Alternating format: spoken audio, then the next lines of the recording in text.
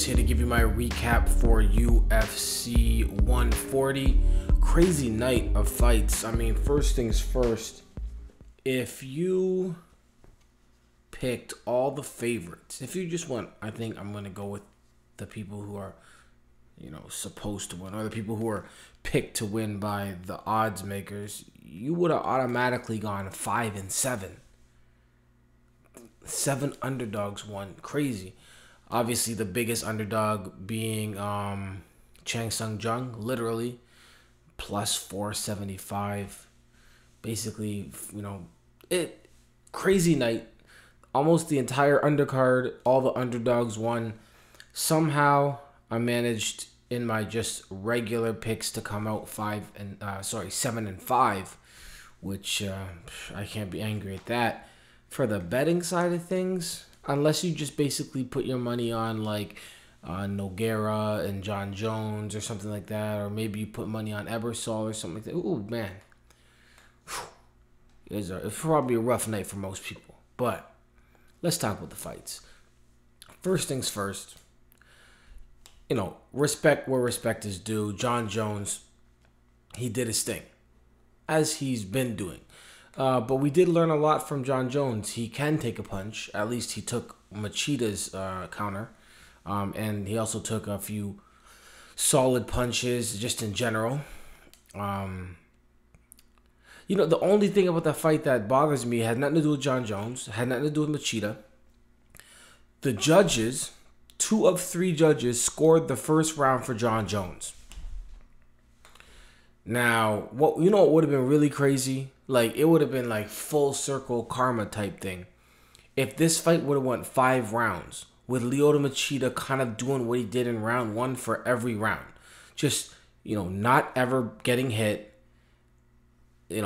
blasting off with the counter punches and jumping in, jumping out, hitting them, and then losing the decision like when Shogun lost to him. Like, that would have been gross. I mean, it was gross the first time. It would have been gross this time. That's disgusting. That 2 of 3 judges. So basically, John Jones won the first round. And the first round, John Jones didn't do anything. He was not able to do anything. He landed 2 strong leg kicks. That's it. That's what he did first round. And he did a whole lot of missing with, I think it was like an overhand. He went low and went, oh damn, I done hit my keyboard. Went low and then came over top with the overhand. That was it. That's all he did. Like, in the first round, he lost the first round. But 2 judges, I think it comes down to when there's so much hype. Like, remember when the Machida era was supposed to happen? It was like, yo, welcome to the Machida era, da-da-da. Remember that? I know everybody remembers that. I think it actually captivates not just fans. And, I mean, it's basically the hype machine, right? The Zuffa hype machine. It's so big that it can actually captivate judges.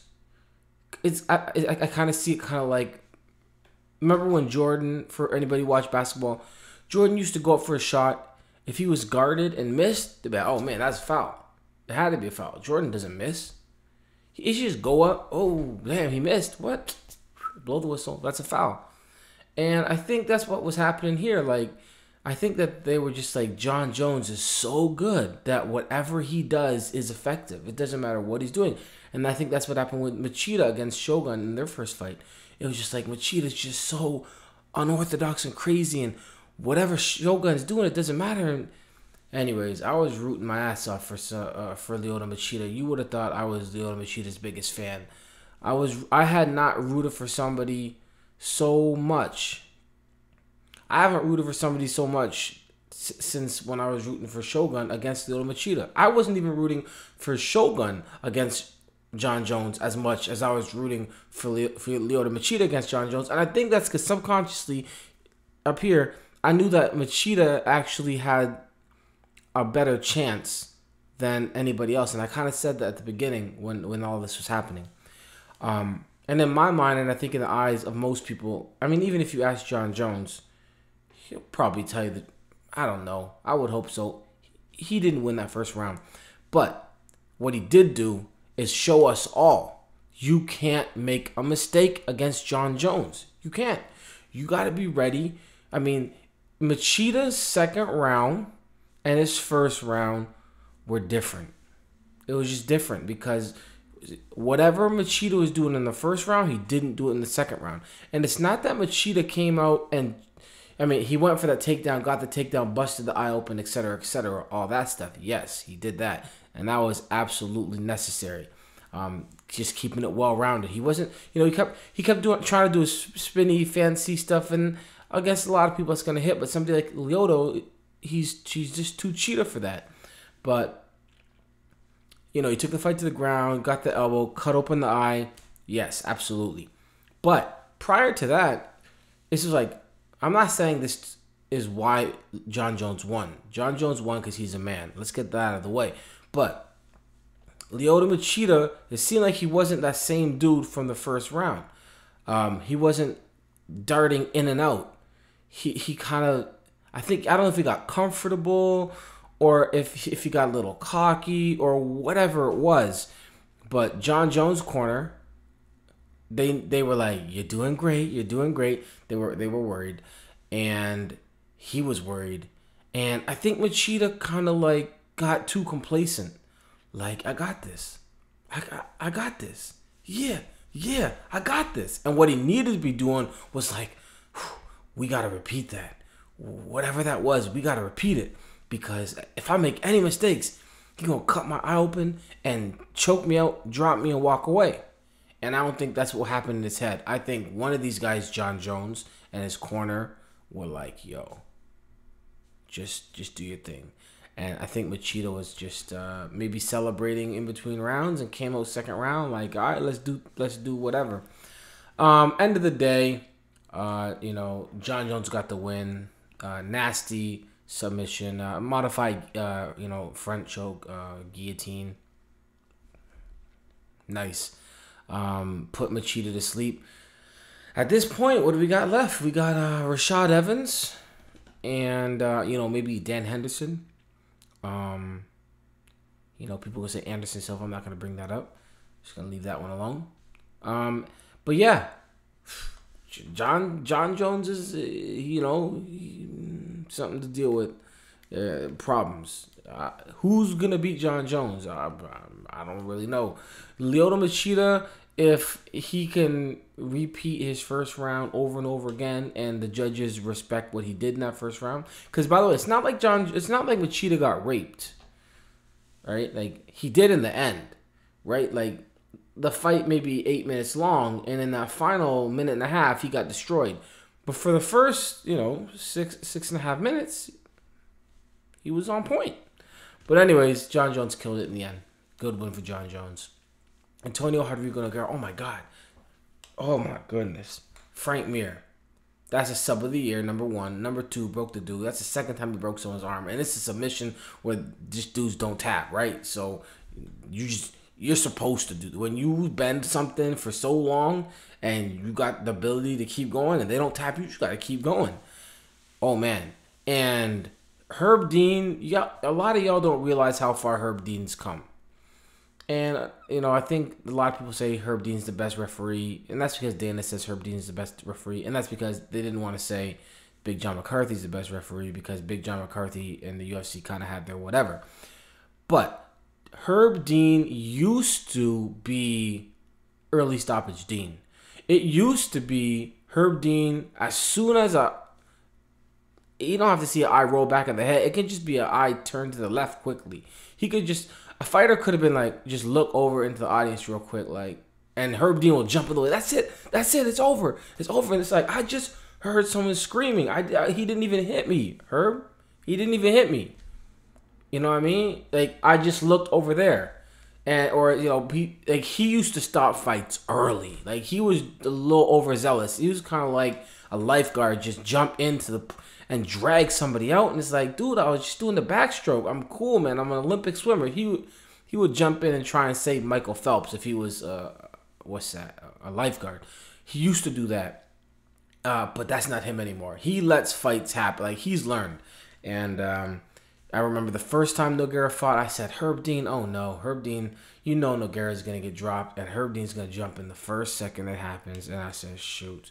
He let it happen. Boom, knocked him down. Got up. Boom, knocked him down. Got up. Boom, did it three, 4 times. Finally said enough's enough. I said, good job, Herb. Here, man, Frank Mir was on his face, rock. I honestly thought, Herb, stop this. Just, good Lord. Because he looked like he just had one arm flat.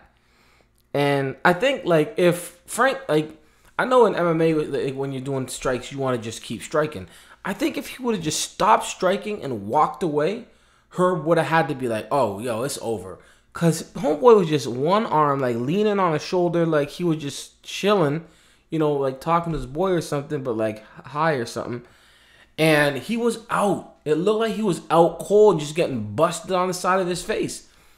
And then Nogueira, doing what Nogueira does, you know what? I want to finish this guy. You know, he could have kept punching. Real talk, homeboy was not coming back from that. He was not coming back from those punches. But he said, you know what? I want to do what I do.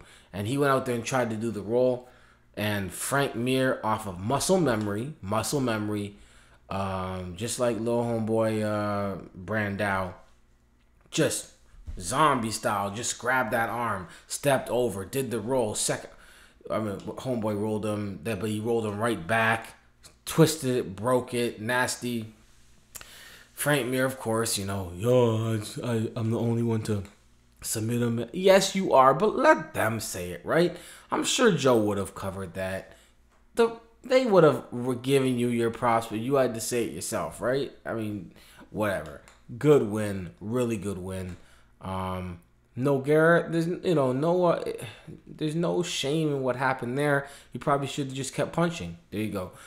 Lil Nog, let's just make this quick. That was a beatdown. That was a big time beatdown. Homeboy was like, oh, I think his eye got poked. No, his side got poked with a freaking battering ram, SWAT team style. Tito Ortiz, like this time he wasn't crying because he was disappointed. He was crying because he was hurting. He was like, nigga, my ribs hurt. He was busted up. I'm like, if you don't finish him, Nogueira, you're going to be tired next round. But then again, he's taking a beating. And it was those elbows, man. Damn. Good win for Lil Nog. Tough situation for Big Nog, but it is what it is. You know, one of them got the win, right? There you go. Claude Patrick versus Brian Ebersole. Damn, Claude. Homeboy was on that finish him tip. I'm telling you, finish him. Like, that's all he was thinking. And it came down to that third round, and all he had to do was win the round. He didn't have to finish anybody. You know, and I know, like, you know, as a fighter, you know, he wins a fight, he's 4-0, right? But you've seen enough situations where people win fights, and, you know, look at Nick Lentz, right? He went over and over and over and over and still got him so far on the undercard. He's not even on he's under the undercard. And I'm sure Patrick realized, like, I want to finish the fight. I want to not just win, but I want to finish a guy who's very tough to finish. Blah, blah, blah, this and this and that. Also, it wouldn't hurt if I were to get a $60,000 fight, you know, submission of the night bonus. You know what I mean? All that stuff plays on the fighter's mind in the middle of a fight. In this situation, it hurt him drastically.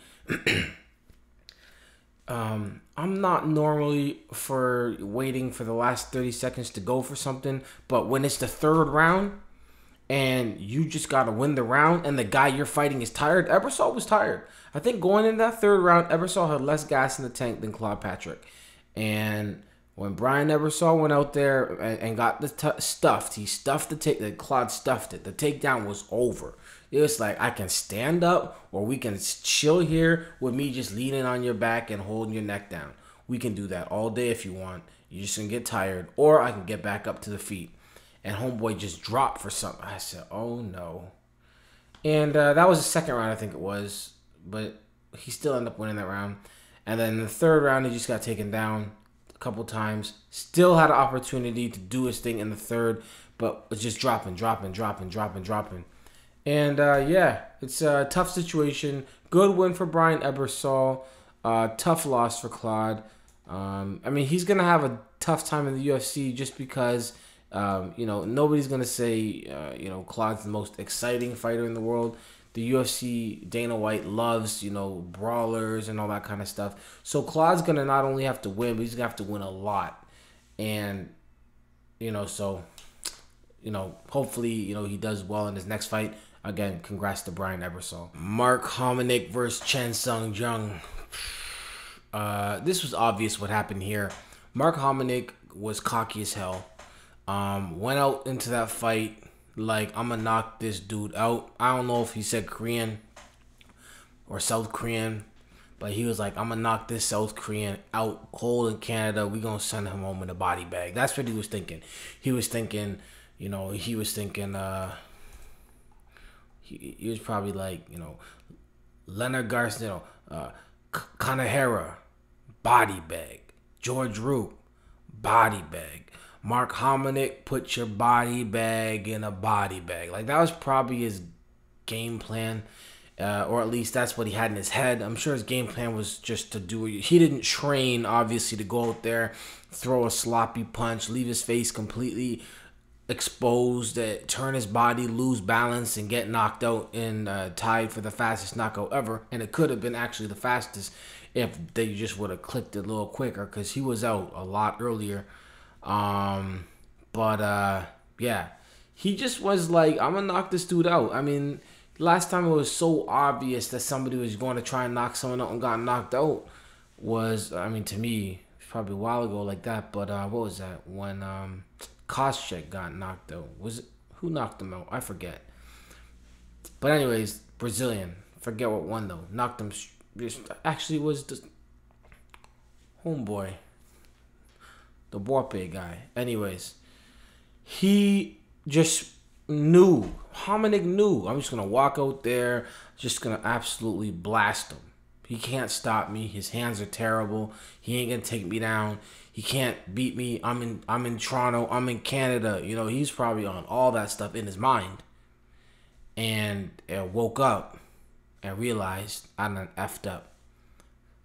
That's probably what you call your Melvin Gillard moment of the card. So there you go. You're going to get the Melvin Gillard trophy for UFC 140. I might start doing that every card if there is one. Krzysztof Sosinski versus Igor Pokrajac. 35 seconds. That's it, right? Underdog took it. Good win for Pokrajac. Just blasted him. Jared Heyman, Konstantinos Philippou, underdog. Philippou smashed him first round, KO. That's it. Congrats, good win. Dennis Hallman. I did pick Dennis Hallman. I got the other two wrong, but I did pick Dennis Hallman, the underdog. I thought he'd just be able to take down Mac Desi and do his thing, and no, that's kind of what he did. Good win for Dennis Hallman. And Yves Jabouin, oh, yikes. Sometimes you got a card. We all know what happened there. That was bogus. Yves Jabouin did not win that fight. I even didn't watch the end of the fight. I think it was like, I watched the very last end of the fight. Dude threw I think it was like a spinning back kick again. They were just doing trading spinning back kicks. Like, I'll do one, then you do one. Yeah, cool. None of us get hit. Yeah, all right, it's your turn. Ding. All right, fight's over. And I was like, all right, well, there you go. Damn, I got that fight wrong. Went away from the computer, came back, and they were talking to Yves Jabouin. He had a big smile on his face. I said, what? Why is he so? Why would you? You got no kind of pride? You gonna lose a fight and just be all smiley like that? Turned up the audio. It was like, they said, congratulations on your win. I said, whoa. MMA, it's important. Peace.